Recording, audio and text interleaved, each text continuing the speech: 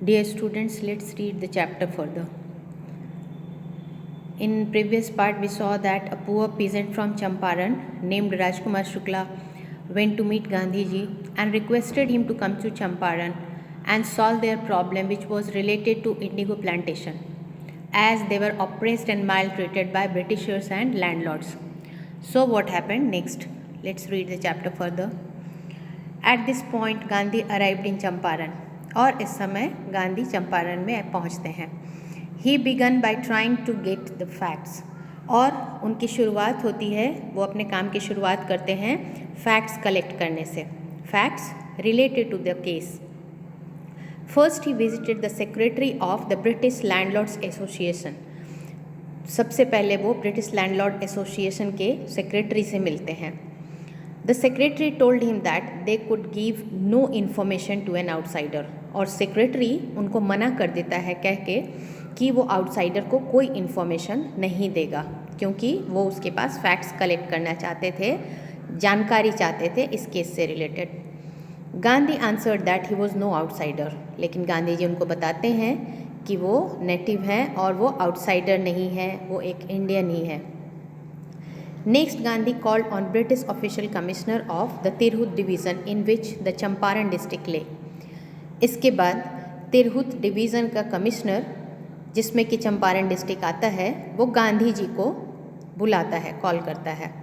The commissioner Gandhi reports proceed to bully me and advised me forthwith to leave Tirhut. Gandhi ji बताते हैं कि commissioner ने वहाँ पे उनको थ्रेटन किया, इंटिमिडेट किया, मतलब डराया धमकाया, और उनसे कहा कि तुरंत ही वो तिरहुत छोड़ दें. फोर्थविथ मीन्स इमिडिएटली, तुरंत वो तिरहुत डिवीज़न छोड़ के चले जाएं वापस. Gandhi did not leave. लेकिन गांधी न जाने वाले थे और न गए. Instead he proceeded to Motihari. इसके बदले वो फर्दर कंटिन्यू करते हैं और मोतिहारी पहुंच जाते हैं, द कैपिटल ऑफ चंपारण, जो कि चंपारण का कैपिटल है. Several lawyers accompanied him. और बहुत सारे लॉयर्स जो थे वो उनके साथ जाते हैं. At the railway station a vast multitude greeted Gandhi. Railway station पे बहुत ही बड़ी गैदरिंग होती है, क्राउड होती है जो उनको वेलकम करती है. He went to a house and using it as headquarters continued his investigation. वहाँ एक घर जाते हैं और वहाँ पे उसको अपना हेड क्वार्टर बना के अपना इन्वेस्टिगेशन, इंक्वायरी कंटिन्यू करते हैं further. A report came in that a peasant had maltreated in a nearby village. उसी समय एक रिपोर्ट मिलती है, सूचना मिलती है कि पास के एक गांव में एक किसान को मालट्रीट किया गया है. मालट्रीट मीन्स इल ट्रीटेड और सब्जेक्टेड टू क्रूएल ट्रीटमेंट, मतलब दुर्व्यवहार या प्रताड़ित किया गया है किसी किसान को पास के गांव में. Gandhi decided to go and see. अब गांधी जी डिसाइड करते हैं कि वो वहाँ जाके खुद ही देखेंगे क्या हुआ है. The next morning he started out on the back of an elephant. तो क्योंकि और कोई साधन नहीं था तो एक एलिफेंट की पीठ पे बैठ के वो गांव की तरफ निकल पड़ते हैं. He had not proceeded far when the police superintendent's messenger overtook him and ordered him to return to town in his carriage.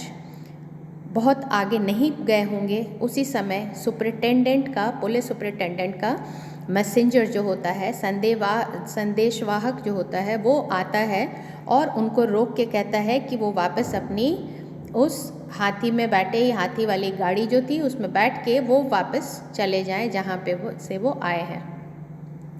Gandhi complied means Gandhi obeyed, वो फॉलो करते हैं, वापस लौट जाते हैं. The messenger drove Gandhi home where he served him an official notice to quit Champaran immediately. और उनका messenger जो होता है, सुपरिटेंडेंट ऑफ पुलिस का मैसेंजर जो होता है, वो उनके साथ ही आता है और वहाँ पे वो एक उनको ऑफिशियल नोटिस देता है जिसमें लिखा होता है कि वो तुरंत चंपारण छोड़ दें. Gandhi signed a receipt for the notice and wrote on it that he would disobey the order. अब वो इसका रिसीट साइन करते हैं, मतलब ये एक्सेप्टेंस नोट एक लिखते हैं और उसमें साथ में नीचे एक नोट लगा देते हैं कि he would disobey the order, मतलब इस ऑर्डर को वो नहीं फॉलो करेंगे. In consequence, as a result, Gandhi received a summon. Summon is an official order from court. तो वो उनको समन मिलता है, बुलावा आता है to appear in the court next day उनको कोर्ट में अपीयर होना है, मतलब ऑफिशियल नोटिस आ जाती है। All night Gandhi remained awake, पूरी रात गांधी सो नहीं पाते। He telegraphed Rajendra Prasad to come from Bihar with influential friends, और वो टेलीग्राम करते हैं क्योंकि उस समय टेलीफोनिक कन्वर्जेशन पॉसिबल नहीं था, उस समय इतना एडवांसमेंट नहीं था, तो उस समय जो जरिया था एक दूसरे से कांटेक्ट करने का वो टेलीग्राम के थ्रू। तो वो राजेंद्र प्रसाद को टेलीग्राम भेजते हैं कि वो बिहार से अपने इन्फ्लुएंशियल मीन्स पावरफुल फ्रेंड्स के साथ, कुछ शक्तिशाली लोगों के साथ वहाँ आ जाए। ही सेंट इंस्ट्रक्शंस टू द आश्रम, और आश्रम में अपने जहाँ पे वो रहते थे वहाँ पे भी वो इंस्ट्रक्शन भेजते हैं। He wired a full report to the viceroy, और साथ ही वो पूरी रिपोर्ट अपने केस की वाइसरॉय जो गवर्नर था उस एरिया का, तो उसको भेजते हैं, बिहार के जो गवर्नर थे उनको भेजते हैं।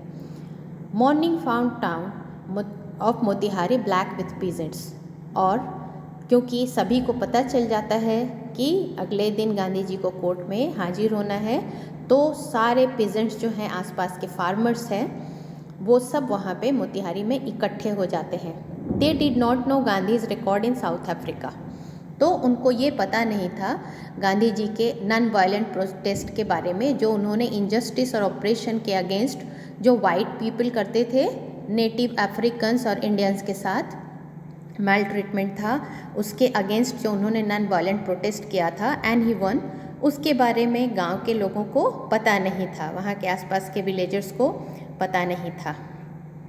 They had merely heard that a Mahatma who wanted to help them was in trouble with the authorities. बस उनको यही पता था कि एक महात्मा जो कि उनकी सहायता करना चाहता है, अब ऑफिशियल्स उसको परेशान कर रहे हैं। Their spontaneous demonstration in thousands around the courthouse was the beginning of their liberation from fear of the British. और अब ये स्पॉन्टेनियस, अचानक, अनप्लान्ड जो डेमोन्स्ट्रेशन था, प्रदर्शन था, वो कोर्ट हाउस के चारों तरफ हजारों की संख्या में फार्मर्स इकट्ठे हो गए थे, शेयर क्रॉपर्स जो थे वो इकट्ठे हो गए थे। तो ये उनकी शुरुआत थी फ्रीडम की, जो कि डर से फ्रीडम था, किस तरह का liberation of fear of British, उनका लिबरेशन था, स्वतंत्रता थी जो ब्रिटिशर्स से उनको डर लगा करता था, डरे सहमे रहते थे, अब अपने डर से वो स्वतंत्र होने वाले थे। तो ये उसका फर्स्ट स्टेप था जिसमें उन्होंने अपने डर को छोड़ के गांधी जी के सपोर्ट में वहाँ पे बहुत ही बड़ी संख्या में वो सब इकट्ठे हो गए थे।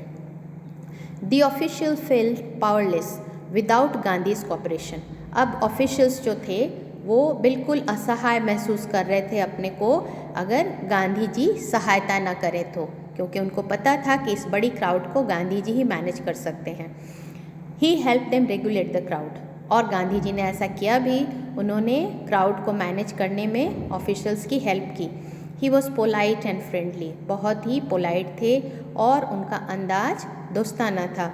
ही was giving them concrete proof that their might hitherto dreaded and unquestioned could be challenged by Indians, ये एक सॉलिड प्रूफ था जो वो ब्रिटिशर्स को और ऑफिशियल्स को दे रहे थे कि देयर माइट मीन्स उनकी शक्ति, अप टिल नाउ, अब तक, ड्रेडेड एंड अनक्वेश्चन, जिससे लोग अभी तक डरते थे और उसके अगेंस्ट कोई कुछ भी पूछने का साहस नहीं कर पाता था, अब इंडियंस के द्वारा उसको चैलेंज किया जाएगा, मतलब उसको चुनौती मिलेगी और उसका विरोध होगा। तो ये एक प्रूफ था जो किसान वहाँ पे इकट्ठे हो गए थे, तो एक तरह से वो सबूत था कि अब उनको ब्रिटिशर्स को और ब्रिटिश अथॉरिटीज़ को चैलेंज करेंगे इंडियंस, जो कि अब तक अनक्वेश्चन था और सब उससे डरते भी थे। The government was baffled, government जो थी वो कंफ्यूज थी, हैरान थी ये सारी क्राउड को देख के, because it was unexpected. The prosecutor requested the जज टू पोस्टपोन द ट्रायल, और प्रोसिक्यूटर जो होता है, अभियोग पक्ष का वकील होता है, वो जज को प्लीड करता है, रिक्वेस्ट करता है कि ट्रायल जो है केस का वो पोस्टपोन कर दिया जाए, मतलब ड्रॉप कर दिया जाए, उसको स्थगित कर दिया जाए। कहता है कि अभी सुनवाई अभी के लिए स्थगित कर दी जाए। Apparently the authorities wish to consult their superiors. Clear था कि अथॉरिटीज़ जो थे, ऑफिशियल्स थे, वो अपने सुपीरियर सीनियर से कंसल्ट करना चाहते थे इस बारे में।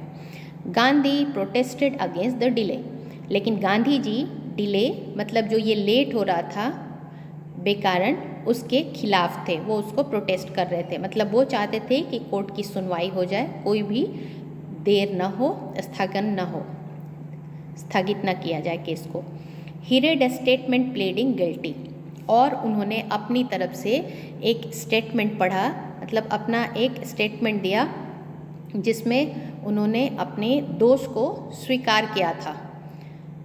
He was involved, he told the court, in a conflict of duties. On one hand, not to set a bad example as a lawbreaker, on the other hand, to render the humanitarian and national service for which he had come.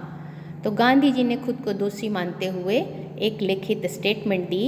उन्होंने court को ये बताया कि जहाँ एक तरफ तो वो कन्फ्लिक्ट ऑफ ड्यूटीज़, कर्तव्य का संघर्ष या विरोध जिसको कहते हैं, उसमें शामिल थे, वहीं दूसरी तरफ वो नहीं चाहते थे कि उनकी कानून तोड़ने वाले पर्सन की छवि बने या इमेज बने, क्योंकि वो खुद एक लॉयर थे और उन्होंने ये सब कुछ अपनी देश और मानवता की सेवा के लिए किया था, जिसके लिए वो यहाँ आए थे। He disregarded the order to leave. ये जो उन्होंने डिसरिगार्ड किया था, मना किया था, जाने के ऑर्डर को मानने से मना कर दिया था। Not for want of respect for lawful authorities but in obedience to the higher law of our being the voice of our conscience he asked the penalty due. तो उन्होंने ये जो किया था, इसका कारण ये नहीं था कि उनके दिल में कानून और अधिकारियों के लिए कोई इज्जत नहीं थी, बल्कि इसका कारण ये था कि वो इससे कहीं ज़्यादा ऊंची मानवता और अपनी आत्मा की आवाज़ का पालन कर रहे थे, अपनी आत्मा की आज्ञा का पालन कर रहे थे। और उन्होंने मांगा कि उनके अगेंस्ट जो भी पेनल्टी है, हर्जाना है, जो देय हर्जाना है, पेएबल है, वो उन्होंने पूछा कि उन्हें कितना इसके लिए पेनल्टी देना पड़ेगा, हर्जाना देना पड़ेगा। The magistrate announced that he would pronounce sentence after a 2-hour recess and asked Gandhi to furnish bail for those 120 minutes. अब मजिस्ट्रेट अनाउंस करता है कि वो उनके खिलाफ जो भी हर्जाना या जो भी डिसीज़न होगा वो 2 घंटे के बाद, रिसेस के बाद देगा। मतलब उसने 2 घंटे का ब्रेक अनाउंस किया। इस बीच में अब ब्रेक के बाद फिर से जब कोर्ट का प्रोसीजर रिज्यूम होगा तो वो उनके अगेंस्ट जो भी मुकदमा का सॉल्यूशन होगा, जो उनके खिलाफ डिसीज़न होगा, वो सुनाएगा। लेकिन इस बीच वो कहता है गांधी जी को कि एक बेल अपने लिए बनाए, क्योंकि वो लॉयर थे, तो अपने को फ्री करने के लिए 120 मिनट का वो जो 2 घंटे का ब्रेक था, उसके लिए उसने उनको बेल बनाने को कहा, क्योंकि वो उनको पकड़ के रखना नहीं चाहता था, 2 घंटे के लिए बंदी बना के रखना नहीं चाहता था। लेकिन गांधी जी ने कोई बेल नहीं बनाया, ही रिफ्यूज्ड। द जज रिलीज्ड हिम विदाउट बेल। और अंततः जज ने डिसाइड किया कि अगर वो 2 घंटे के लिए पकड़ के उनको रखेंगे तो कुछ भी हो सकता है, इसलिए उसने बिना बेल के उनको रिलीज कर दिया। व्हेन द कोर्ट रिकन्वेंड, 2 घंटे के बाद जब कोर्ट फिर से उसकी प्रोसीडिंग रिज्यूम होती है, द जज said he would not deliver the judgement for several days. जज ने कहा कि अब आगे कुछ दिनों के लिए वो जजमेंट नहीं देंगे, मतलब आगे कुछ दिनों तक ये केस ऐसे ही रहेगी, पेंडिंग रहेगी। Meanwhile he allowed Gandhi to remain at liberty, और इस बीच में गांधी जी को फ्री रखा गया, उनको कैद नहीं किया गया। राजेंद्र प्रसाद, ब्रिज किशोर बाबू, मौलाना मजरूल हक and several other prominent lawyers had arrived from Bihar.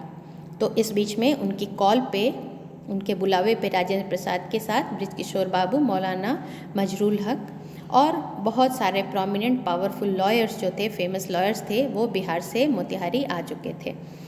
They conferred with Gandhi ji, उन्होंने गांधी जी से इस बारे में डिस्कस किया, क्योंकि अब केस तो पोस्टपोन था, कुछ समय के लिए स्थगित कर दिया गया था।